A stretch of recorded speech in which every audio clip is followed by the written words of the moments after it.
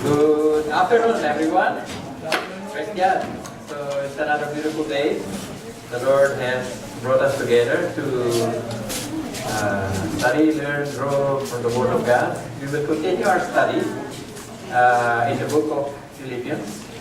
And last time we have discussed Philippians chapter 1, wherein it's the believer's life purpose, right?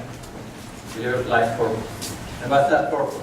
To give glory to God, right? To honor God, to give glory to God. And we will continue our topic. We will be on Philippians chapter 2, and this is the believer's life's pattern. Praise God. Life's pattern. So before we start, I'd like to ask everyone to stand up, to rise, to give honor to the reading of the Word. If you have your Bible, turn your Bible in Philippians chapter 2, and I'll be reading chapter 2, verse 5. Have this attitude in yourself, which is also in Christ Jesus. Let us pray. Father God, our Lord, we give you thanks for this beautiful and bright day that you have gathered your children to hear your word, O God, that we may be encouraged, may be enlightened, O Lord God, may be strengthened by your word. May your Holy Spirit work in our midst, O God. Guide my lips as I speak, O Lord. I speak the words that will be honoring and exalting, O Lord God, to everyone. We pray, O Lord God, that you will continue to speak in our hearts as we grow in the faith. And thank you, Lord God, as we pray in Jesus' mighty name. Amen. We may all be seated. Amen. Praise God. If you have your Bible, just turn it in chapter 2 of Philippians, and we'll be discussing, everything we'll be discussing will be in that chapter. Right? So, praise God. So, a pattern, right? It says there we have believer's life pattern. And if you want to read, I subdivided it into 4 sections. First is the call. Second is the Christ. Third is the command. And fourth is the companions. Right? So this is the first chapter 2, verse 1 to 6, and I would like to read it. It says there, therefore, if there is any encouragement in Christ, if there is any consolation of love, if there is any fellowship of the Spirit, if any affection and compassion, make my joy complete by being of the same mind, maintaining the same love, united in spirit, and intent on one purpose. Do nothing from selfishness and empty conceit, but with humility of mind, regard one another as important than yourselves. Do not merely look out of your own personal interest, but also for the interest of others. Have this attitude in yourself, which was also in Christ Jesus, who thought, although he existed in the form of God, did not regard equality with God thing to be grasped. So it says there, therefore. What is that? Why is it therefore right there? If you look at the before these passages in chapter 1 that we have discussed last time, it says there in 49, for to you it has been granted for Christ's sake not only to believe in Him, but also to suffer for His name's sake. So it was saying there, we were told, not only to believe in Him, but also to suffer for His name's sake. Sometimes a lot of people thought that if you become a Christian, everything will be happy and dandy, right? Everything will be smooth sailing. Everything will be taken care of by God Himself. And, no trouble, no sickness, no nothing. But actually, the truth is far there from what is being preached nowadays. Happy, wealthy, and healthy and wealthy. Well, here it says there, we are called by Christ, not only to believe in Him, but also to suffer for His name's sake. Right? There will be persecution, there will be hardship. And then it says there, therefore, right? It calls for the unity and humility of the body of Christ. Right?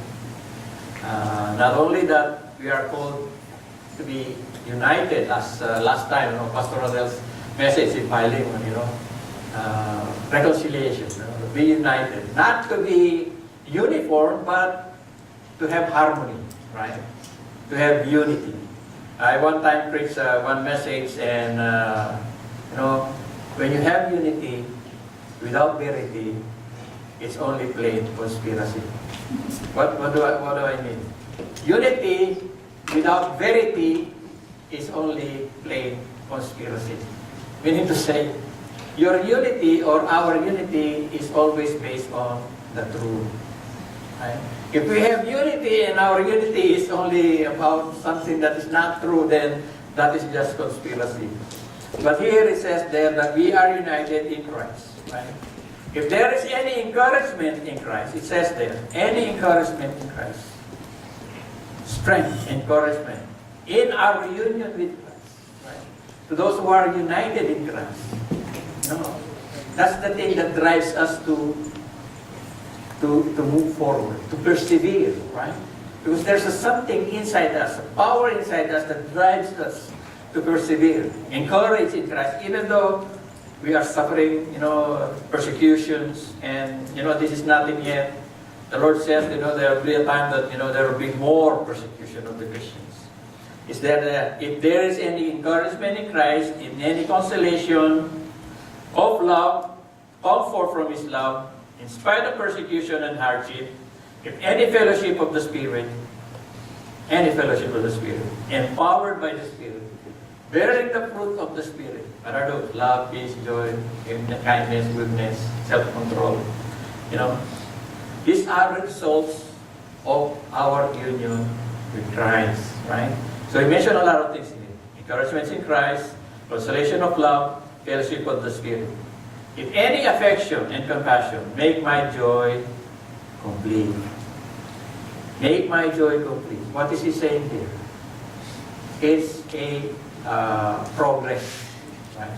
It's a progress, right, of believers. Make my joy complete. Meaning to say, once you give your life to Christ, it's not one-time event, right? Our sanctification, is a process in our life. It doesn't happen in a single day, right? It's a process, right? And he's saying here to the Philippians brothers, make my joy complete. He was asking the Philippian church to progress in their faith. It says there also, united not only, to make the joy complete, but also of being the same mind. Same mind, same love, same spirit, and same purpose. Right? When it says same mind, right? Same mind. Okay, sorry. Let me. Doesn't work. So it says there, same mind, right? What does it mean having the same mind? It's like, I would compare it like the music that we play, right? The music that we play has different tone, right? Different tone. But when you put it all together, it's harmonious, right?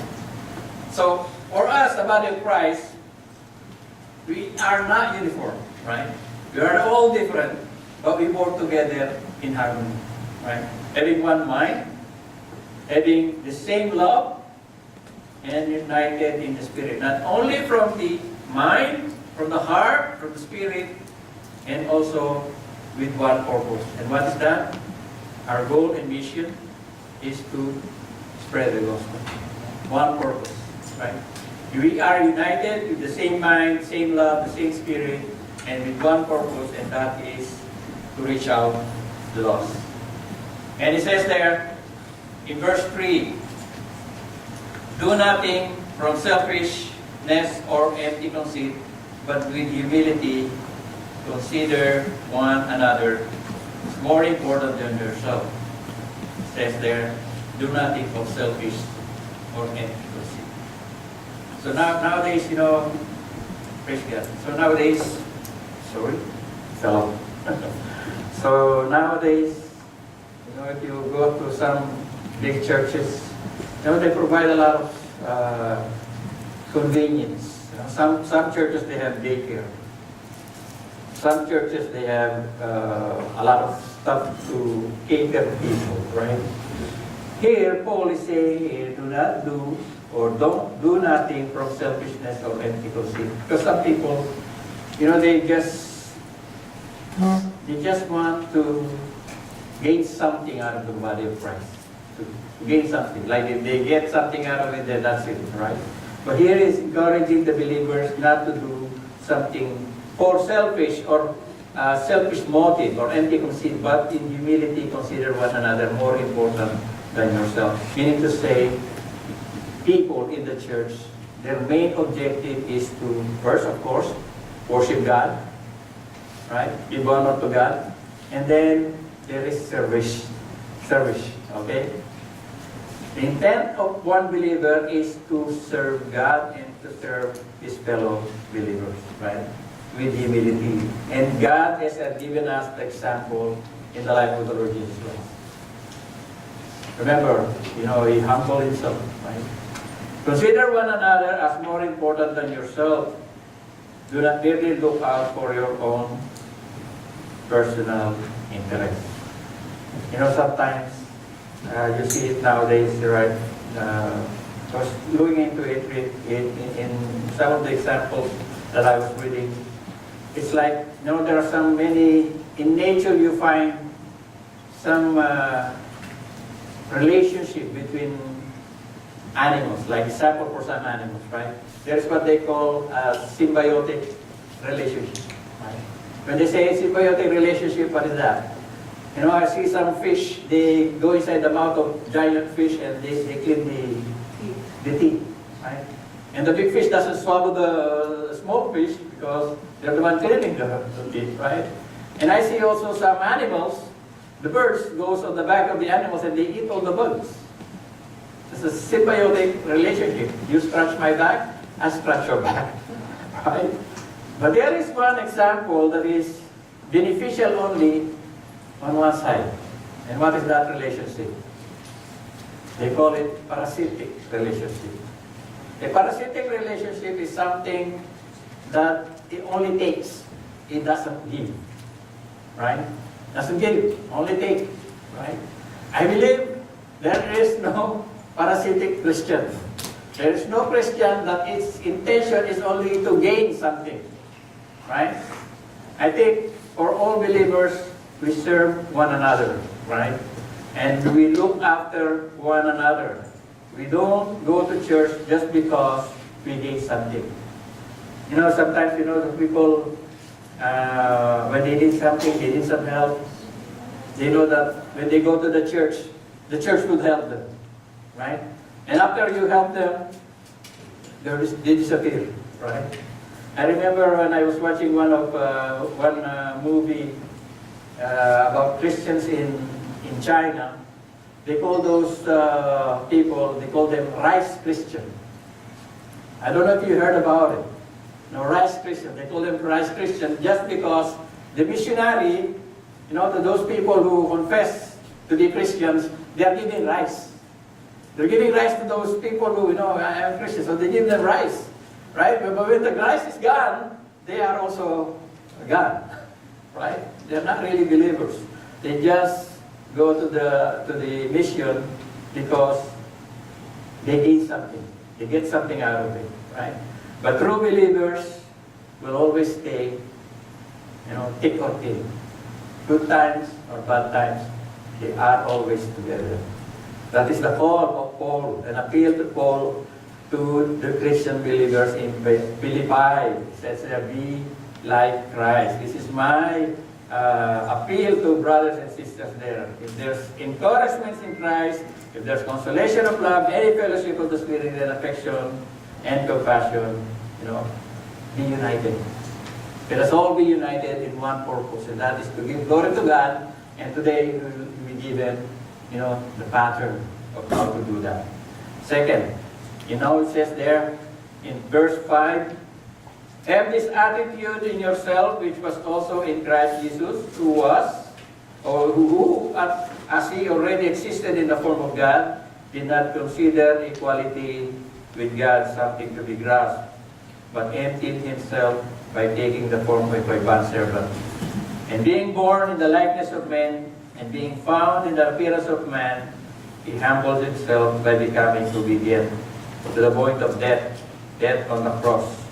For this reason, God highly exalted him, bestowed him the name which is above every other name, so that the name of Jesus every knee will bow, of those who are in heaven and on earth and under the earth, and that every tongue will confess that Jesus Christ is Lord, to the glory of God the Father. Now God has given us an example, right? Have this attitude in yourselves, he says to the Philippians, as it was also in our Lord Jesus Christ, who already existed in the form of God. So he's talking about the attribute and nature of God, attribute of our Lord Jesus Christ. And he says there, he did not consider equality as something to be grasped, meaning to say all his rights and privileges, he just put it on the side, right? But he emptied himself and taking the form of a bondservant. Imagine, the Lord Jesus Christ doesn't need to go down. Doesn't need to go down, right? He's up there with the Father. But because of sin of mankind, he has sent his Son to die on our behalf, right? Because of our sin, he sent his Son, our Lord Jesus Christ, to die. He doesn't need to, but he did it. It's just because it shows the love of God for everyone among us here.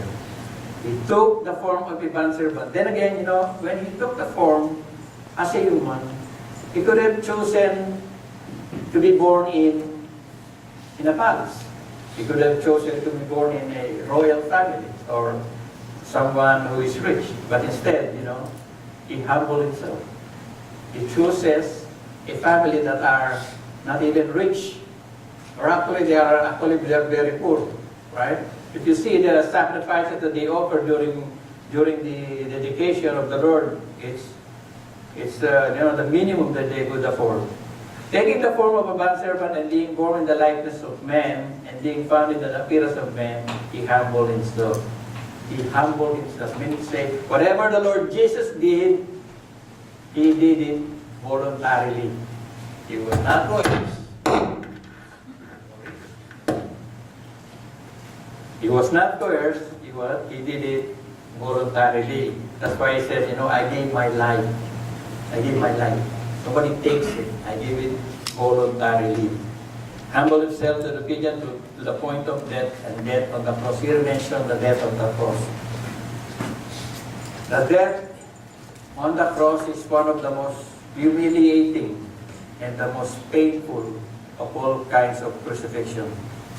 The Romans have perfected the way of how to inflict the most severe pain, and that is the crucifixion.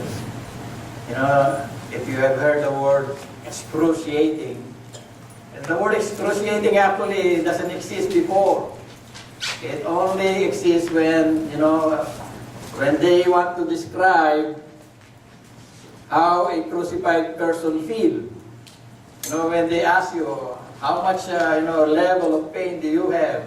Level 1, level 2, or up to level 10. And when you say it's level 11, that is excruciating pain. It's something that, you can't bear it anymore. You are on the threshold of, losing your senses or losing your consciousness. It says there that the Lord humbled himself by becoming obedient to the point of death. Not only to the point of death, but this form of death, this humiliating and very painful death on the cross. He bare it for the sake of the believers. That's why in verse 9, it says there, for this reason God highly exalted him and bestowed him the name above every other name. It follows the scripture because it says in the scripture, those who humble himself will be exalted. Right?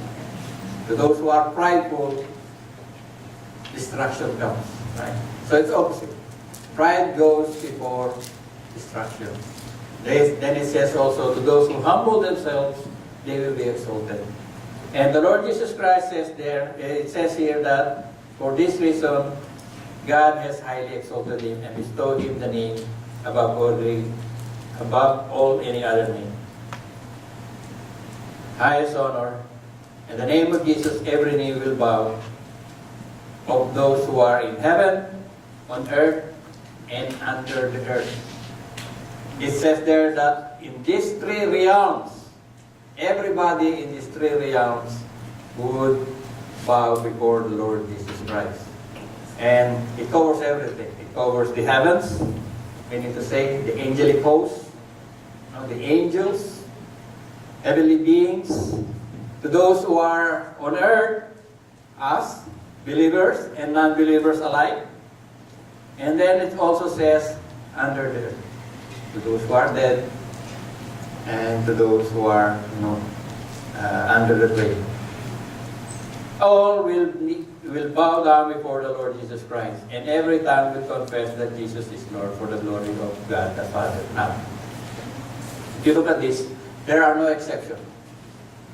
Even the atheists, even those people who deny Christ, will bow down before him. Right? Will confess that he is the Lord. That's why, brothers and sisters, where are we going to go? Even if you resist now, right, eventually you will still bow before him. Right? Even if you fight, you argue, you resist, eventually everybody will bow before him. Right? There is no such person who will stand before the throne of God. Everyone will bow down before him. Now thirdly, it says there, the command. Verse 12. So then, my beloved, just as you have always obeyed, not in my presence only, but now much more in my absence, work out your own salvation with fear and trembling. It says there, my beloved, just as you have always obeyed, not in my presence, but more so in my absence. What is that meaning? What does that mean? It means a believer is committed to obey the will of God, whether somebody is looking or not. Right? What is our attitude, right, with regards to our faith? Are we only doing things that are, pleasing to God just because a brother is watching? If you are working together in the same company, you see some brother, you are in the same church, right? You are more careful on, what you do, your actions, because somebody's there is watching, right? But what if the situation is different? What if nobody's watching? How would we act? And sometimes it's sad to hear that, you will notice that people say, oh, but this guy is doing like this. He's doing this before, but now, because you have arrived, he doesn't do it anymore. Right? It's just because somebody's watching. Somebody's there that knows it. Right? How do we live our life? Do we live a life that is double standard? Meaning to say, when we go to church, when we are in fellowship, we act like this, but when we are not there, when nobody's watching, we act different.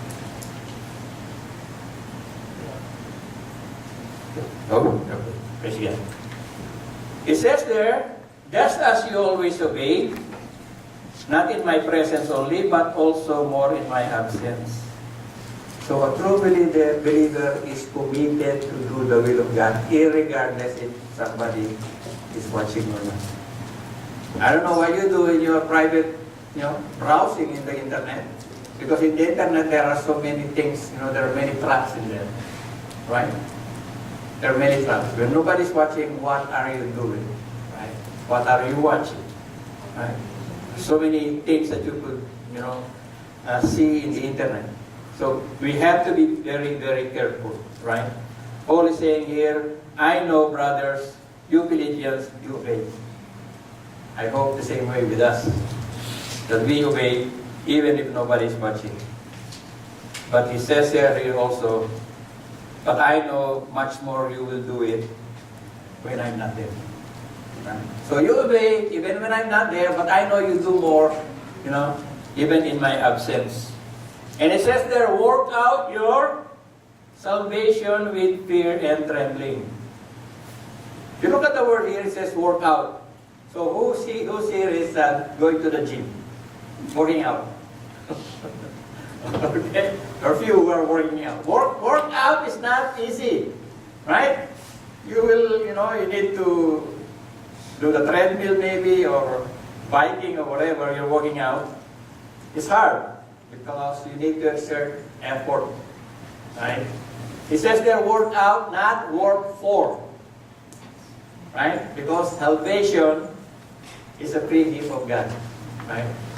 So you don't work for your salvation, but you work out your salvation, right? Meaning to say, you have to exert effort, right? With fear and trembling. This is one big thing that I notice nowadays in some churches, right? The lack of reverence for God. The lack of reverence for God. I even hear one pastor speak that, once you are saved, even God cannot do anything about it. I said, what? If I'm saved, even God cannot do anything about it because I'm saved already. God cannot take it back. So I have it in my ticket. That is what they believe. I mean, if you are a believer, I don't think you're going to think like that. Right? There is lack of reverence in the presence of God. Our salvation is a gift of God. We should cherish it. We should value it, not with arrogance. There are some people that are so arrogant that they say, I'm saved anyway. I can do whatever I want to do. Right? But here you could see, Paul is saying there, work out your salvation with fear and trembling. We should not lose our reverence for God. Right? We owe our life to Him. So we always approach Him with humility, not with arrogance. Right? And it says there in verse 13, for it is God who is at work in you. So when God says, work out your salvation, there is an effort that we need to exert. But if you look at verse 13, it says there that God is actually working together with you, both to desire and to work for His good pleasure. So believers in Christ, who gave their life to Christ, true believers, there is a driving force within you that drives you to desire and to work according to His good pleasure. There's something that drives you to read your Bible. There's something that drives you to pray. There's something that drives you to have fellowship with like-minded believers. There's a force within you that, drives you to do these things. Not only the desire in your heart, but also the ability to do. Right? Because a non-regenerated person, those people who say they are believers but you don't see any change in their lives. No change in lifestyle. They just say, okay, I'm a believer, I accept the Lord Jesus Christ, I'm saved, now I can live my life the way I want it. Right? There's no driving force in them to pursue holiness. There's nothing in their heart that drives them to persevere to continue to honor God in the lives, in their lives, but, and they just confess that they are believers. Right? Confessing to be a believer doesn't really help you when you reach heaven and the Lord says to you, I don't know you.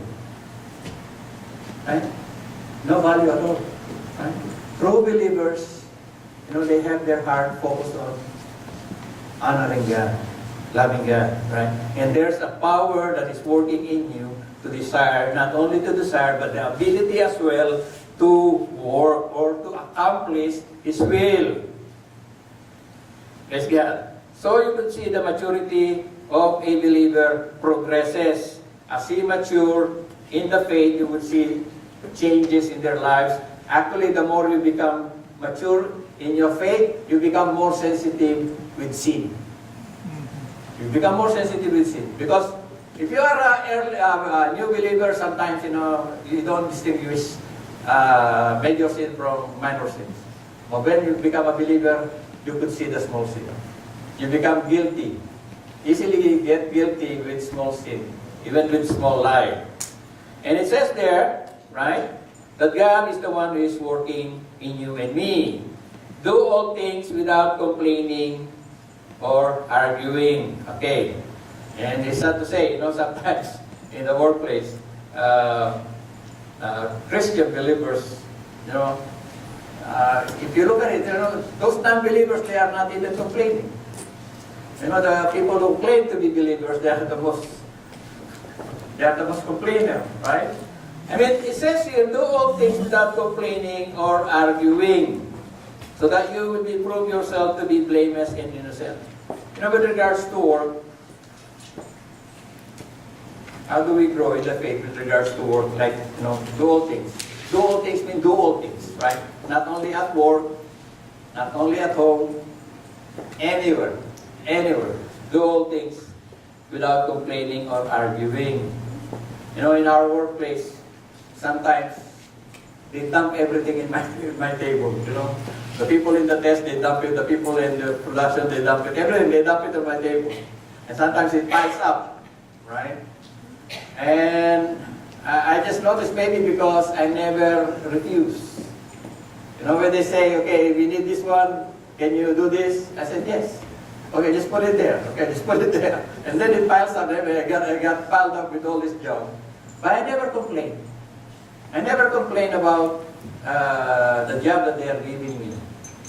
One time I was talking to one person, and she was complaining about, they gave me all this job. It's not even my job. I said, you should be grateful that they are giving you all this job. If I'm the supervisor and I want to get rid of somebody, I would get rid of the person who is doing the less.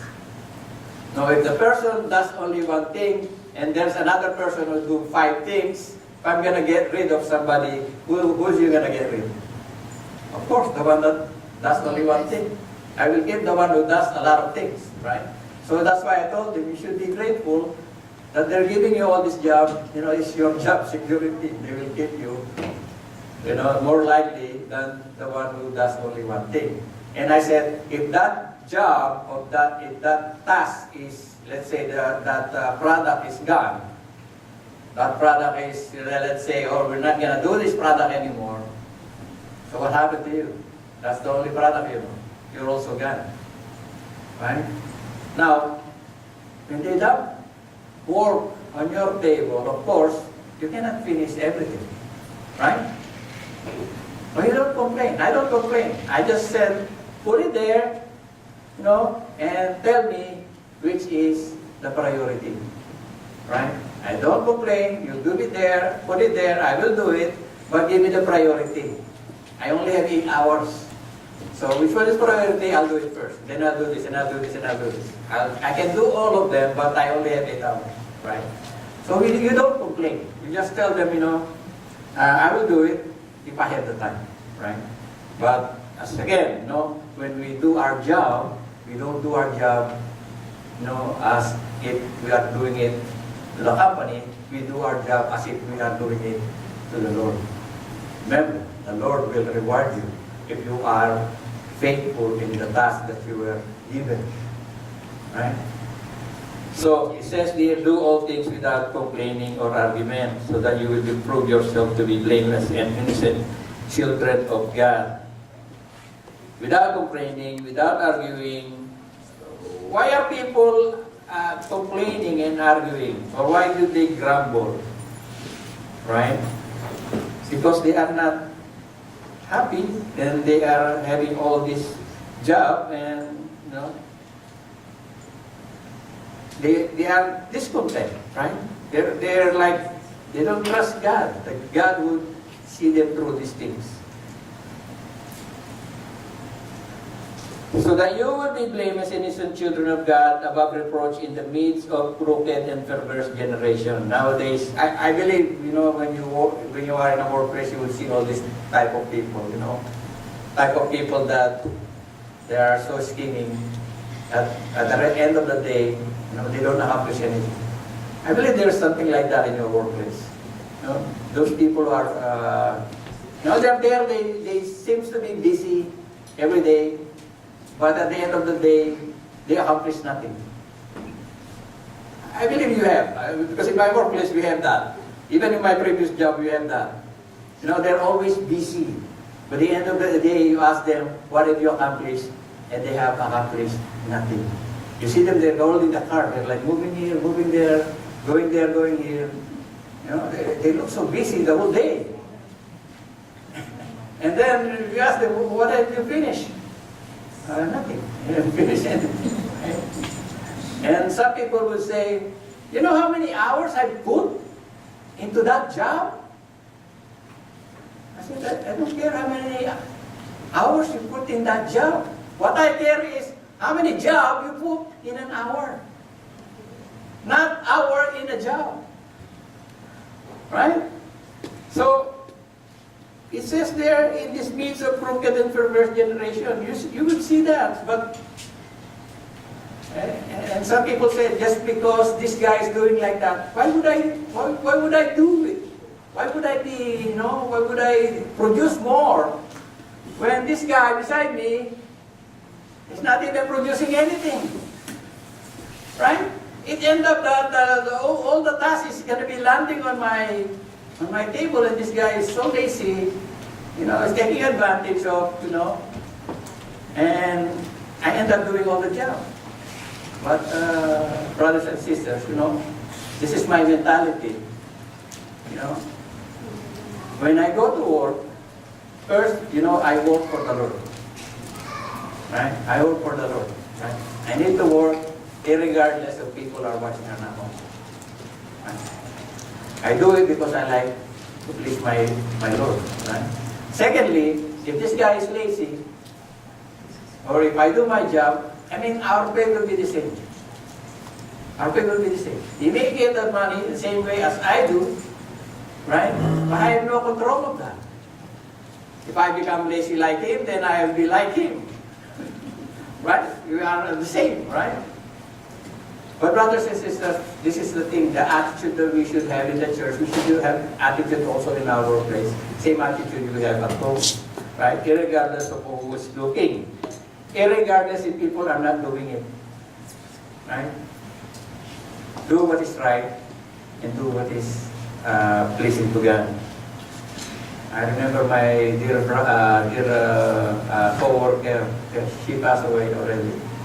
And she has this sticker on her table. She says there, do good even if others are not. Do good even if others cannot. Do good even if others will not. Do good anyway. Right? She passed away already. So, brothers and sisters, and encouraging for all of us, you know, let us do good even though nobody's watching. Right? Not only that, you know, it honors God. And also, brothers and sisters, I guarantee you, you will be rewarded. You will be rewarded for being faithful. You know, in many ways, you know, in many ways, God can bless you. Maybe He will bless you with good health. you'll not get sick. Praise God. Right? Or maybe you will get promotion or favor from the company. Right? It's not always material blessing. But for sure, I know, if you are faithful with the Lord, He will always bless you in some other way. Right? Praise God. It says there, in this midst of this crooked and perverse generation among whom you appear as light in the world. So, when they see you, brothers and sisters, like in your workplace, when they see you, they could see the difference between the believers and the non-believers. I know there are also people who are non-believers, but they work hard. There are some people like that. I've seen that one too. And sometimes I see non-believers work harder than believers. That's a sad thing.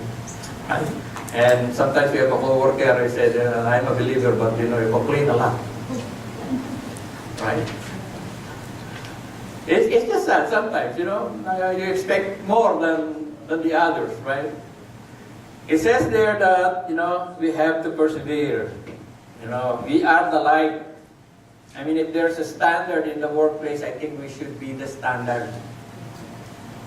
Right? In this perverse generation, we should be the light. Holding firmly the word of life or the gospel.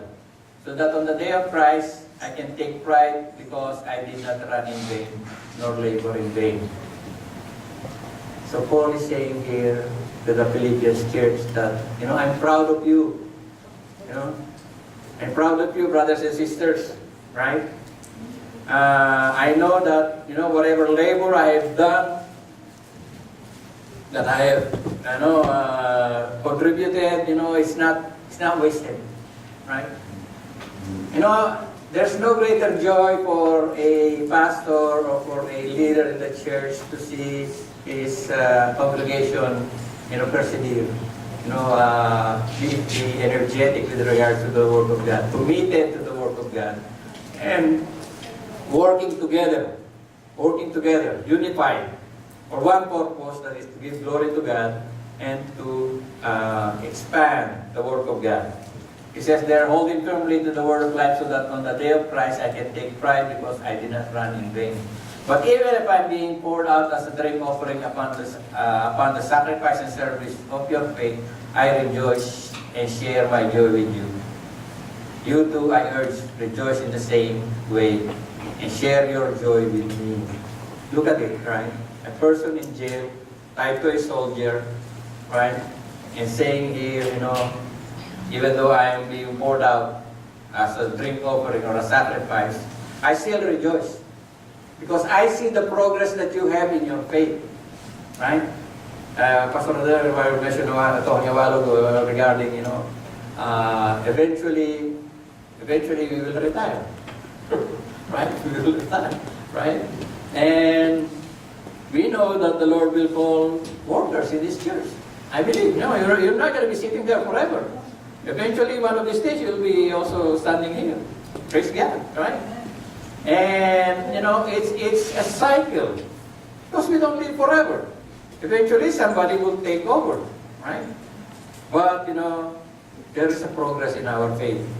We gradually mature, right? And this is the time. All the effort that we do here, the Bible study, the fellowship that we have yesterday, right, it strengthens us. It actually prepares us to the ministry, right? And don't be scared. Don't be scared, right? The Lord is the one working in you, giving you the desire, at the same time giving you the ability, right? So when you stand up here, you don't say, because I am good. You can only say, because of God's grace, I can do it, right? So don't be afraid, brothers and sisters. Encouragement for all of you. Because I started like that too, sitting on the chairs at the back, right? I didn't even thought that one day I'll be speaking. Encouragement for brothers and sisters. The Lord is working on your life the same way He is working in my life. So it says there, I urge you to rejoice the same way as you share your joy with me. Now, the last one, the companions. Paul has mentioned two companions here, right? Co-workers in Christ. somebody who is, how would I say it, confident that they would do the tasks they were given.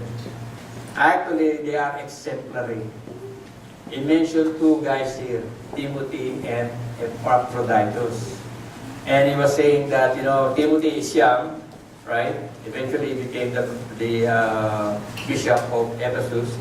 He was young, but he says there, I hope in the Lord to send Timothy to you shortly so that I also may be encouraged when I learn of your condition. I have no one else of kindred spirit who will genuinely be concerned for your welfare. You could see that, if there's only one person working in the church, like only one pastor, and he does everything, eventually he'll be burned out.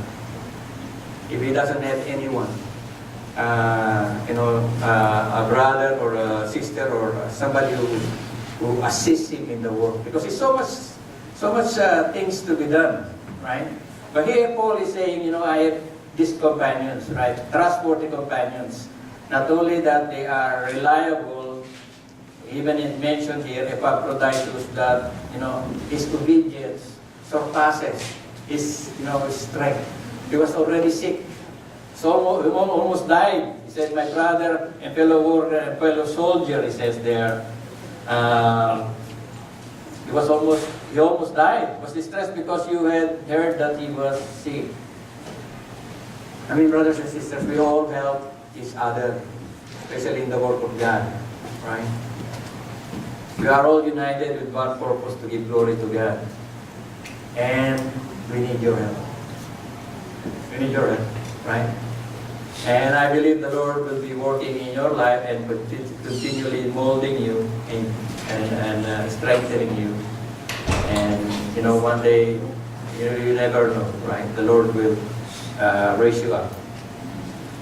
And it says there that Epaphroditus, my brother and fellow worker and fellow soldier, is also your messenger and minister to my need, because he was longing for you all and was distressed because you had heard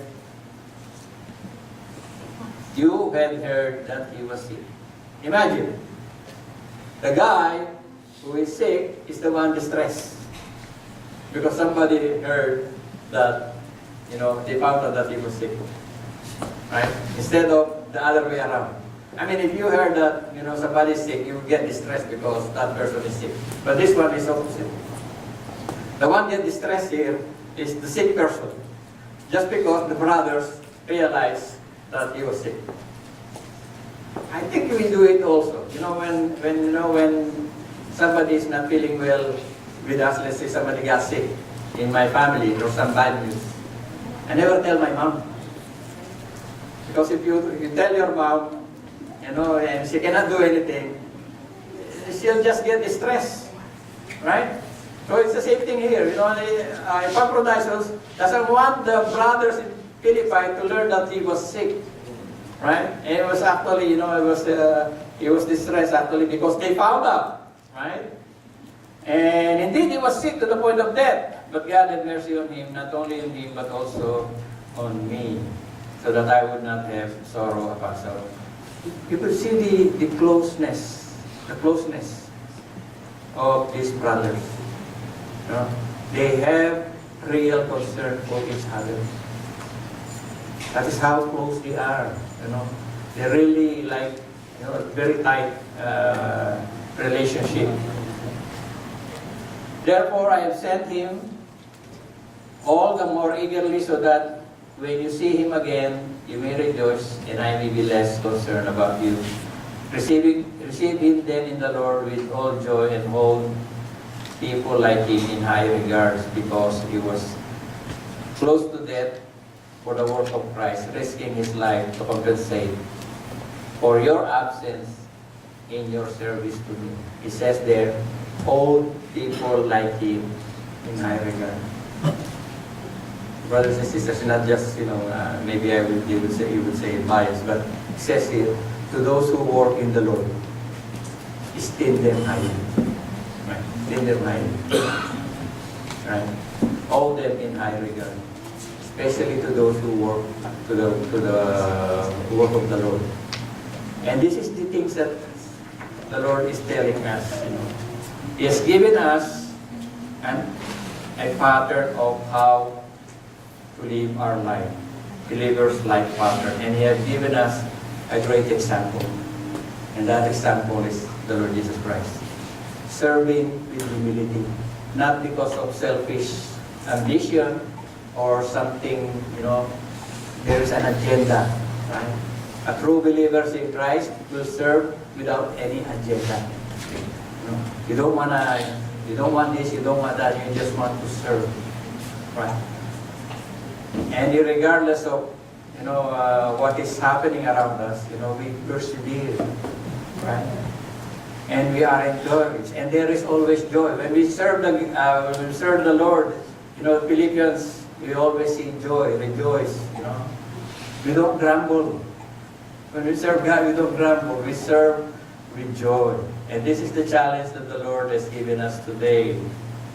And as I mentioned here, in verse 5 a while ago, have this attitude in yourselves, which was also Christ Jesus. Let us pray. Father God, again, Lord, we give you thanks for this message, Lord God. A call for unity and humility. You have given us the pattern, the life of our Lord Jesus Christ, who humbled Himself until death, O Lord God, even in the death on the cross. We thank you, O Lord God, that you have, again, one more remind us of, Lord, the importance of unity and harmony in the body of Christ. We pray, Lord, that you may continue to work in us, O God, both to desire and to work for your good pleasure. We pray, Lord God, that the Holy Spirit will speak in our hearts, O God, and one day, O Lord, like the companions of Paul, O Lord God, you will call great men and women in this church, O Lord God, to be a part of the ministry. We give you thanks, O Lord God, and I pray that you may continue to bring more people in this place. The people that have the desire to know your word and to obey your word. And this we pray in Jesus' name. Amen.